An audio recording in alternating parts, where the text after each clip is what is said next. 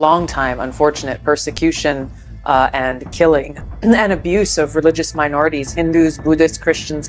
I am a big fan of Hindu and I am a big fan of India. Big fan.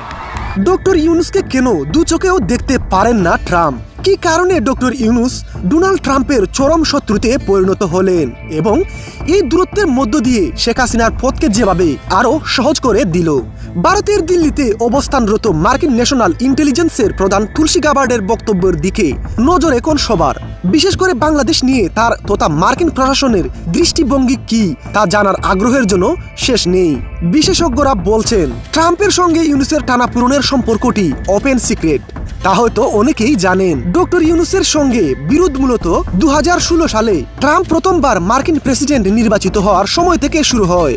Trump president নির্বাচিত হওয়ার পর doctor Yunus তার কড়া সমালোচনা করেছিলেন এবং ট্রাম্পের জয়কে একটি সূর্যগ্রহণ বলেও মন্তব্য করেছিলেন তিনি, এবং আরো অন্যান্য বিষয় নিয়েও ডক্টর ইউনুসের চরম শত্রুতে পরিণত হলেন।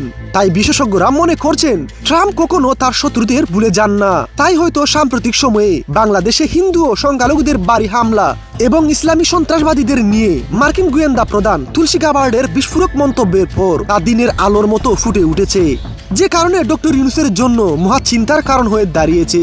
এটি হয়তো ক্ষমতাচ্যুত শেখ হাসিনার জন্য বড় একটি সুযোগ এনে দেবে বলে মন্তব্য করছেন বিশেষজ্ঞরা। তা হয়তো সঠিক সময় বলে দেবে।